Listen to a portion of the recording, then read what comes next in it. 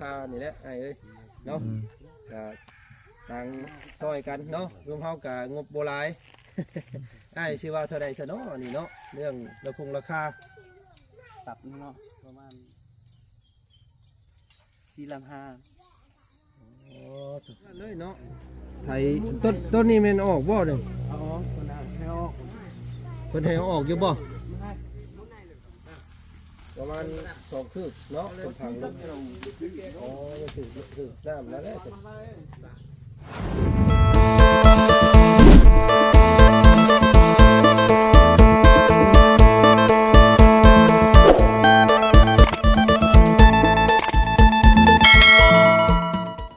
นี่ก็เศร้าอีกแล้วพี่น้องเลยเนาะ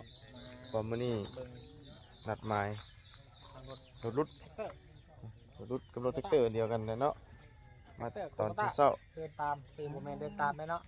แดดหาก็เริ่มขึ้นพี่น้องเนาะเอาคนอื่นก็กลับสบายดีและสวัสดีพี่น้องกันเด้อสุขทุกคนพี่น้องเนาะเอาจังใดก็ถามน้ำกันเนาะเป็นจังใดให้สบายดีบ่น้องไม้สบายดีโดยให้เจ้าของเพิ่นน่ะนี่สบายดีอ้ายสบายดีเนาะ เพื่อมาได้เศร้าแล้วเนาะครับมืออีกบอกครับที่เศร้า มาตั้งแต่จักโมงอ่ะนะ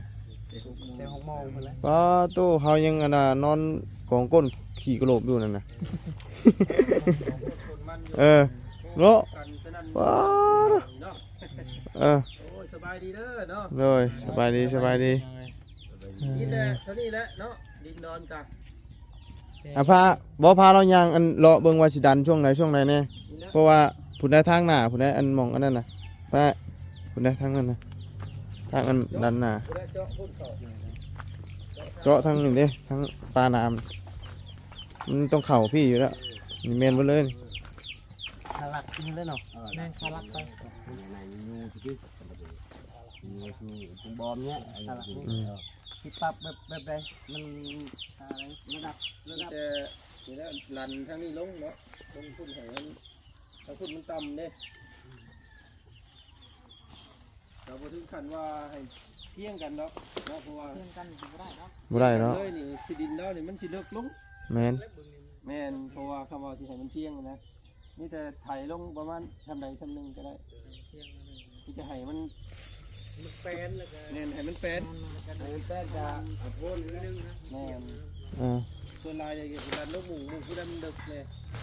โค่นตัวนี้เลยให้ลงปุ๊บแม่นเลยคือเก็บเรื่องได้แล้วว่าซั่นซะ ปรับให้มันงามหั่นนะให้มันงามให้มันเบิ่งสะอาด เจาะลงไปให้มันเที่ยงกับตัวมอมเลย เป็นน้องแล้วเนี่ย โอ้บ่ได้ดอกเพราะว่ามันดินมันค่อยทั้งนั้น งานพ่นตัวเดียวไปพูด ที่จะเอาหมูเฮ็ดเฮือนแล้วนะที่หมูมันชุบเจ้ายืนนี่แหละพวกเฮือนเรานี่จะพูดก็สิให้เป็นเลิศเนาะพักปลูกหญ้าสิประมาณนี้แหละแล้วก็แปลงทางเข้าฮัทเนาะเจาะหมูต้นกระบองเพชรฮัทมันมีทางเข้ามาแต่อันอ้ายอันได้ล่มทั้งเจ้าของคนอยู่บ่ครับเจาะได้อยู่บ่ได้ มันก็ต้องเที่ยวทั้งนั้นอยู่แล้วถ้าบ่เที่ยวทั้งนั้นมันสิเที่ยวใช้อันนี้มันก็เที่ยวบ่ได้นี่มันตัน เจาะทางอยู่แล้วเนาะ มันก็เปิดเลยแหละวันใดการเนี่ยได้ทางก็ต้องเจาะแล้วแหละเขาก็ลมมือเศร้าดิแล้วก็ไปส่งนี่ไปเบิ่งดินดอนก็อยู่กับอันกับประชาชนลาวว่าโอเคบ่เป็นหยัง ต้นกล้วยต้นอ้อยเราได้เสร็จเนาะ เอาโลด อยู่บ่ เอาโลดคือบนไหลเจาะวันนั้นนั่นแหละเพิ่นบ่ให้ ว่าไงก็เฮ็ดใหญ่เติบแล้วเนาะอันนี้ก็ดันออกพุ่นเนาะ เบิดแล้วละ หมดเลยมองนี้มันดันบ่ได้ก็บ่ดันเอาแต่ช่วงนั้นน่ะ ไว้แต่มองกันต้น ในยิบโลดในมักสิยืนยิบโลดสุดได้ไว้ ต้นจะได้ แต่ว่า อันขวดใส่ด้วยขวดต้นขวด พวกขี้เหงื่อนี่เฮาสิยู่ไปพุ่นบ่ ไปพุ่นแล้ว อยู่ข้างนั้นบ่ อ๋อ เป็นผู้ชายนี่อยู่ในน้องบ่ได้แล้วน้องกันฮกแล้วเขาจะปล่อยป่าปล่อย ยู่ไปพุ่นเนาะ โดยไปอยู่บนย่อทางชุดนั้นก็ได้ ต้องลงคุมวงเลยคุมบอมคุมระเบิดครับ ตอนยู่ก็ถอดลักออกกันก็ได้บ่แล้ว ถอดลักก็ได้ บ่แล้วเฮาก็อันจังนั้นใหม่ ทางไม้ เพราะว่าเฮามีลักนั่นเลยเห็นได้นี่ เพิ่นโทรถามตั้งแต่เช้าพุ่นเนาะ เช้าแล้ว มาแต่เช้าดิ เพิ่นมาแต่เช้า รุดเฮานี่พี่น้องเอ้ย เมื่อวานสิไปมื้อวานนี่ก็อยู่ภูพุ่นโทรมาบ่ได้รับสายครับ ยังก็จะไปแล้ว ตอนนี้รถอยู่ใช้ตอน อยู่เฮือนแล้วกันว่าตกลงก็สิมาเอารถเลย อ๋อ เราคุยเราคงราคากันก่อนเนาะ ตกลงนะครับ มาเบิ่งแบบเบิ่งแผนก่อนว่าสิเฮ็ดแบบใดพี่น้องเอ้ยหลักๆแล้วก็อยากให้มันแถวๆนี้แหละเพียงบ่ว่าสิเอาเพื่อนเพิ่นหมู่แถวนี้ เอาโฮโพดนี่แหละเนาะ อ่า แม่นเอา ว่าง่ายตัวนี้น่ะกวดมาสินะกวดตัดมาสินะ ยกยืมไปพุ่นมุนแล้ว แต่ว่าตัวนี้กันบ่ทมก็ได้ มีแต่กวดทั้งนี้มา ให้มันเพียง เพียงครึ่งนึงเนาะ เอาคุณให้มัน ไปเล็กน้อย แม่นให้มันเป็นชื่อเพราะว่าหาเท้าจะเอาดินพี่ลงไปพุ่นก็บ่ได้เนาะมีแต่เฮ็ดให้มันตัดนี่นะตัดไปนี่ มันเป็นรูปทรงแบบเดิมซักเนาะเพราะว่าคำมันปรับลายก็ย่านว่ามันเดินแล้วมันสิต่ำโพดแถวนี้แหละนี่ลายมันเป็นขอบอันเพื่อนน้องน้ำนี้ยงขี้เหงื่อออกมันก็สิเห็นอยู่ดอกเนาะโครงสร้างมันอันนี้มันยังหกมีขี้เหงื่อเยอะยังเบิ่งบ่ออกเลยนะ ตอนท่านเดินทางยังเต็กแล้ว แห้งกระเต็กนะจะจื้อได้อยู่เปล่า หาลายมื้อหลายวันเนาะ ยากช่วงนี้ หารถยากทำโมเมนต์คนพื้นที่กันบ่ได้สำหรับคนหลายอยู่รถแต่ว่าเพิ่น เมื่อบ้าน เพิ่นเมื่อลองเบิ่งว่าจังซี่เราคงราคานี่แหละไอ้เอ้ยเนาะก็ต่างซอยกันเนาะรวมเฮาก็งบบ่หลาย ไอ้ชื่อว่าเท่าใดซะเนาะนี่เนาะเรื่องเราคงราคา ตับเนาะประมาณ4 ล้าน โอ้ถูกเลย 4 ล้าน5ป้า เป็นใช่เนาะ จะเพลงอยู่ได้อ่ะมันก็คือว่านั้นบ่ได้มีหยังหลายปานใดเนาะ แบบเฮาเว้าเฮาก็เบิ่งนำกันคุณเจ้าก็เบิ่งนำกันแบบว่าบอลใดมันบ่ถูกคุณเจ้าก็แนะนำต่ออีกเฮาแบบว่าเฮ็ดให้มันละเอียดเท่านั้น 4 ล้าน5เงินเฮาอะบ่ฮอดพุ่น มันบ่พอที่บัด มี เรื่องของเรื่องหนึง ใช่เนาะ เงินเฮาบ่ฮอด เรือ พุ่น จากซื้อดินเพิ่นน่ะนะ แม่น มันก็บ่หลาย มีแต่ฟังพวกน้องอีกสิให้เท่าใดมันก็รุดอยู่เท่าใด เอาว่าง่ายตอนนี้ ง่ายๆเอางบที่ว่าเจ้ามีรถเนาะ ไล่ใช้5,000ใช้เฮานะมีตอนนี้เอา 5,000 บาท ก็ต้องอยู่ประมาณ3 ล้านตอนนี้ สิประมาณ3 ล้านได้ไอ้เนาะ ชุดๆแล้วมีเงินมาเท่า มี นั้น เท่านี้ นะ เท่านี้ ต้องรถ เราเฮ็ดบ่ได้ก็เป็น 4 ล้านเนาะได้บ่ เอา มันบ่พอเนาะ บ่พอแล้ว เงินบ่พอ มีได้ก็มีแต่3 ล้านนะเบิดเท่านี้ เคาะบ่ถงบ่ไทยเลย เพราะว่าอยากแกงให้น้องเพิ่นให้มัน แม่น รถมันงามนํกันนี่แหละว่าซั่น เพราะว่าเฮางบเฮาเบิดเท่านี้เด้เฮาก็ทำบ่ได้กันจังได๋ซะเนาะ บ่ได้แล้ว บ่มีเด้เฮาก็ได้ บ่ได้นี่มันสิไปหาทั้งไม้เนาะ มีแต่ให้พวกน้องติมอีกประมาณ3 ล้าน5เนาะเขาก็สิ ขอเราที่เจ้าอีก สิหาใช้มาตื่มเฮา สิหาซะแบบมีแบบนี้ เออ มีแต่ซ้ำนี่นะมันจะบ่ได้ปรับลายไปไหนนะมันจะดันปุ๊บถูเล็กๆน้อยๆนี่มันจะได้เลยเนาะ ทางซอยน้องคนนั้นเนาะ อันนี้ซะ จะปรับบ่หลายติเนาะมีแต่ แม่น ดุ มั ด นก็บ่ได้หลายนี่เอา ดุดมันแปลนแล้วก็เอาออกมือโฟน แม่นหัวโพนี่ก็ไทยทางเข้ามาให้สำนั้นแหละเนาะ ครับเพราะว่าบ่ได้อยากให้ ตามเบิ่งนี่มีแต่โพนนี่แล้วก็มองนั่นสูง แม่น ไปลงไปหัดแต่การสะอาดพอ บ่ได้ปรับบ่ได้หลายปานใดนะ ร้ายมันทีมัน ตัวนายก็จะอยู่เป็นช่อง โย่แต่ตอเวียงออกให้น้องเพิ่นนี่แล้วก็แปลงทางเข้าหันแล้วก็โพ่นตัวนี้ดันลงไปหมองนี้หลักๆแล้วให้แถวนี้เพียงๆแน่เพราะว่าสิเฮ็ดเฮือนให้หมองนี้นะแต่แถวนั้นก็ย่ามันเห็นเป็นโครงเก่าแต่ว่าเอา ให้มันเป็น ตอไม้ออกซื่อ ให้มันเป็น เนาะ ทางคอน้ำอ้ายคอน้ำน้องอากาศ เฮากับต่างคนก็อยากซอยน้องเพิ่นเนาะ เอาจำนันก็ได้ไปเขาก็ เนาะ ช่วยเจ้าอยู่ ขอบใจหลายๆเด้อเด้อ ขอบใจ ขอบใจพี่น้อง เอามือเอารถก่อน โอเค จะนัดกับมาฮอดดอก อ่า อยู่บ้านได้อ้ายนี่อยู่บ้านใด บ้านสมูน บ้านสมุนบ้านห้วยลัวบ้านสมุนนี่บ่ เด้อบ้านสมูน สมมุติ รถตัวเองบ่คือบ้านรถเป็นเพิ่น รถเขาเองนี่ครับยังประกอบฮับปดตัวไทยมันออกแล้วมือคืนเมื่อวานนี่ไปดึงไม้อยู่ปู อืม ต้องมาประกอบก่อนเนาะ ประกอบแล้วก็มา บ่เฮิงปานใดบ่ เบิ่งเนาะ แล้วเฮาก็ไปหาข้าวกินน้ำพอดีแหละเนาะ พอดีประมาณตอนนี้7โมงประมาณ8โมง9โมงน่าสิได้ดำเนินการเนาะ ประมาณ8โมงแล้ว8โมง 8 โมง 8 เนาะ ครึ่งให้พูดแล้ว ก็ตีไป9เนาะ ซะ สิได้อันประสานทางอื่นก่อนสิไปทางอื่นก่อนพอดีนัดกัน9โมงซะ 9โมงแล้ว แม่น 9โมงก็พอกันพอสิหากินข้าวกินหยังกัน เนาะ เข้าแน่แล้วก็สิไปจ่ายค่าสร้างให้น้องสอนแน่ เอามาแล้วก็ถ้าพวกน้องก่อนจะเฮ็ดบ่หรือว่าเฮ็ดก่อนเลยบ่ ก็โอ้ยมาอยู่ได้เฮาก็สิได้ถ่ายอยู่นี่แหละถ้ามาแล้วก็ 9โมงเนาะ แม่น9โมง ใส่เลย นัดกันแล้วก็พ้อกันอยู่นี้เนาะมีแต่ให้พ่อน้องไม้เพิ่นก็ถามทั้งเจ้าของที่อีกเนาะ เด้อ ว่ามันต่ำกล้วยกุ้งอ้อยแล้วช่วงนี้เราใช่ไหม บ่แล้วจะเพิ่นว่าเขามอบสิทธิ์แล้วแหละแต่ว่า คอแล้วกันแล้ว ไปข้อแล้วก็ เราให้กันแล้ว เราให้แล้วก็อันนั้นบนมักน้องงานมันได้จะเป็น ปั๊บ ได้ ไปย่างมึงบุกก่อนมันสิเป็นตานี่ได้มันมีต่อไม้ไงพวงหน้าพวงยางไม่ได้หันทีนึง แต่ว่ามาตะกี้ ผมมีเนาะ บ่มีแต่ข้าวนั่นแหละ อันนี้เป็นน้องกันน้ำยู่ในตอนมันเนาะเจาะมันจะได้อยู่บนมันระวังได้เนาะ เราไปซื้อของดีมันเนาะ เนี่ยคือคงนี่คงดีท่านได้ดูดีนะผมต้องก่อนนี่นะเดี๋ยวนี้ก็จะเป็นเดือนหลังน้องพูดยุบบอก โอ้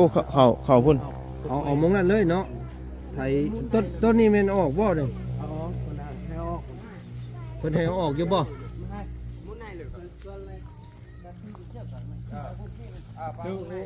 ถาม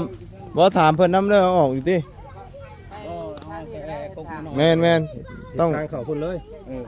เอาแต่คนนั้น แต่ว่ามันอยากเป็นลุมๆเนี่ยอยู่นี่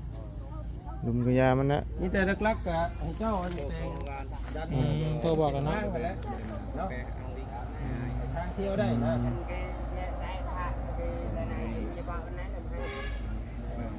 ได้มีแต่แปลงทางเขานี่ชื่อนี่ ทำต่อกล้วยนี่ ทางนั้นก็ดันลงข้างพุ่นเนาะอยู่ลงพุ่น นี่ส่วนน้องน้ำเพิ่นนี่ก็บ่ได้เฮ็ดแล้วอันนี้คือไม่ต้องแล้ว อันนี้ว่าเฮาดันในช่วงนี้ได้ มีแต่บอลรองนั่นเลย นี่ดันนี่เนาะพี่น้องเนาะอยู่พี่ลงอันนี้อยู่ลงพี่เลยนะ ทางเขาพอดีแล้วนี่ นี่ กล้วยเพิ่นนี่ มานี่ ก็พอดีแล้วนี่ พอดีเลย ปึ๊บมานี่เลย ต่อกล้วยก็บ่ออกก็ได้ ทำไป มีแต่ว่าช่วงนี้น่ะดันออกเบิดนี่เนาะมันจะได้กว้างเลย เอาเลยแถวทางมันแปลน มันหกเลย ตาลต้นอันนี้เนี่ยบ่ได้เฮ็ดเนาะมีแต่เฮ็ดราคาที่ต้องพูด แม่นนี่นะมีแต่เจาะเข้านี่เชื่อ ก็เฮ็ดแล้วนะเพิ่นว่าสุดแล้วบ่ได้ก็ทึกทางก็เฮ็ดรถเจ้าของดินว่าชุดเรื่องกล้วยเรื่องหยังก็บ่มีปัญหาแต่ว่าเขาให้นะบ่แม่นเรื่องกล้วยก็เขาปลูกอยู่แล้วแต่ว่าวันนี้ได้เจาะก็เจาะวันนี้แล้วเนาะ แต่ว่าก็ดันให้มันกว้างโลดนั่นน่ะ โดย อยู่ ให้มันดันหมด ปอดพวกนี้เนี่ยมันเป็นน้ำ เป็นน้ำ มันอันตรายคือกันมันก็บ่ได้มีประโยชน์อย่างเราเพิ่นปลูกบัวเพิ่นซื้อ ดูแลตัวนี้ครับทางบนนี้ก็ได้ด้วยแล้ววันนั้นก็ถึกน้ำดาน ธรรมดาเพิ่นเนาะ โดยน้ำดานชมร่วมบ้านนี่แหละน้ำดานตัวนี้ ดีมากเลยเทื่อหน้ามาเล่นเข้ามาจะพูดเลยเนาะ โดย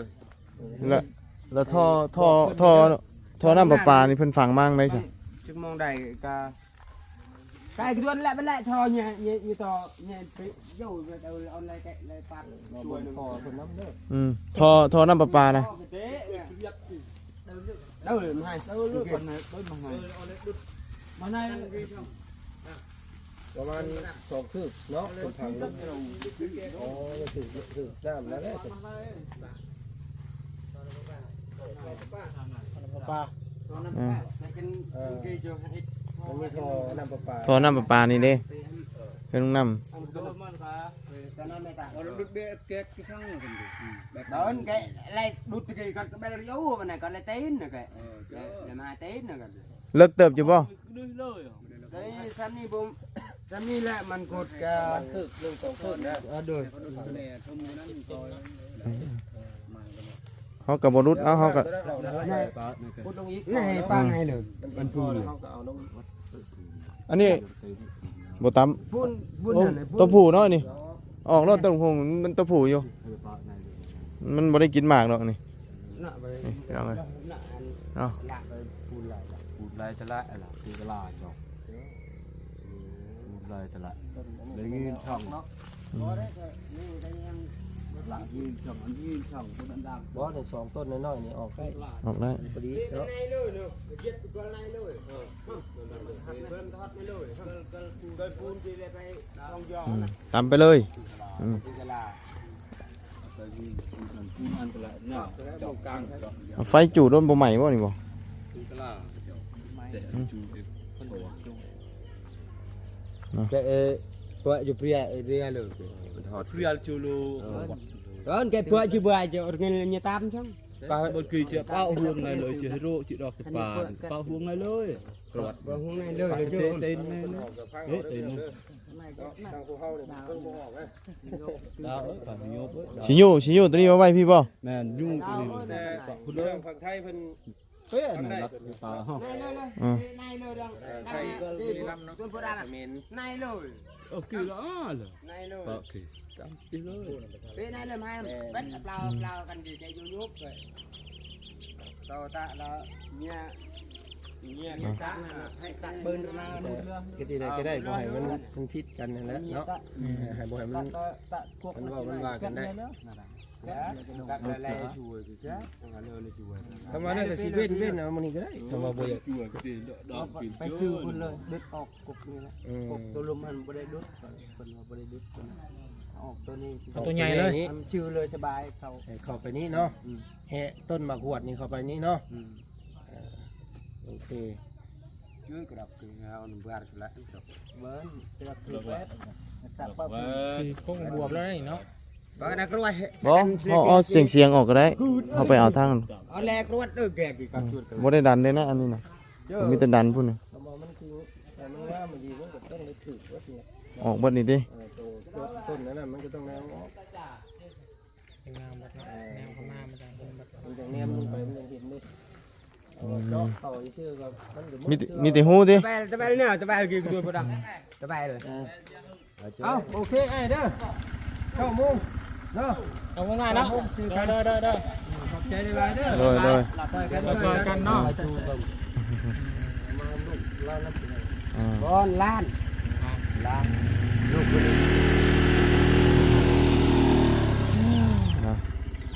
เอา นี่แต่นั่นแหละไอ้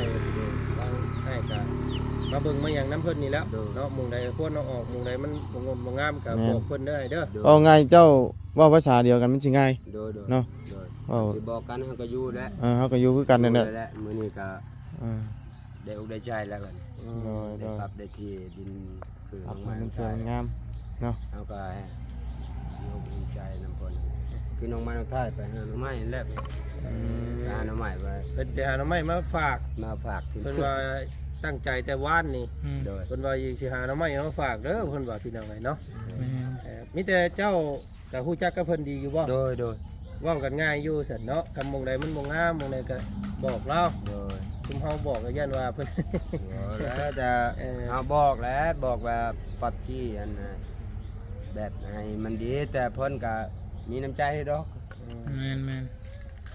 บางคนก็จะมีใจอยู่พี่น้องเนาะ ก็พอดีเบิดเลยเนาะนำมาบุญเนาะ เบิดเลยบ่มีบัดนี้น่ะ พอดี ก่อนตกใจภาพเลยสิแล้วนะ โยเนาะ มาไม่ใช่ คำว่า4,000โอเคอยู่ เรื่องเงินบ่ได้มีฮอดพุ่นเนาะขนาดน้ำว่าเชียงก็ยังบ่ได้ฮอดเหลืออยู่3ล้านนี่บ่จัก เดี๋ยว3ล้านปลายนะ อ่า 3ล้าน5 ก็จักซื่อๆอย่างไรแน่และอันนั้นก็ได้พี่น้อง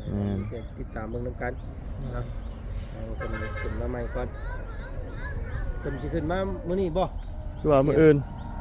อาจจะมื้ออื่น เอามาบัดเมื่อบัดเนี่ย เอาเมื่อมื้อนี้ เพิ่นมาเนาะ อ่า บ่เป็นหยังพี่น้องเอ้ยเนาะทางผู้ใดเมื่อผู้ใดมาก็เบิ่งหน้าที่กันไป โดย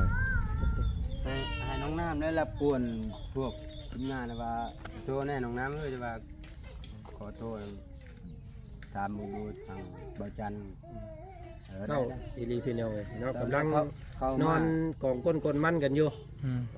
ตาดมาอย่างเด้บาดนี้วะ เพราะว่าตัวห้าจะเขาว่าราคาก็เขาว่าได้ให้น้องน้ำโทรอีกทีนึงแหละ อืม เขาบ่เสื้อนะคือเฮาเขากินหยังกับบ่มีเขาบ่ได้ซื้อปานใด อืม ย่านว่าเฮาบ่มีเงินเนาะ โอ้ย มีเงินจ่าย มีเงินจ่ายฉะนั้นแหละหาไปทีมงานเบาเอาก็ยืมเงินก็บ่ได้ เนาะ นั่นซะ อืม เสร็จแล้วมีแต่แนวนั้นแหละ โดย มีแต่เตรียมผ้าเตรียมมีดมาเพิ่มเติมอีกเด้อ โดย ตรงไหนมันพอบักต้นไม้ต้นตอกกะ แม่นต้องเอามาตัดมาอย่างก่อนนะ เมื่อเตรียมตัวอ้ายก็เด้ออ้ายเด้อไป ตอนแรกอัน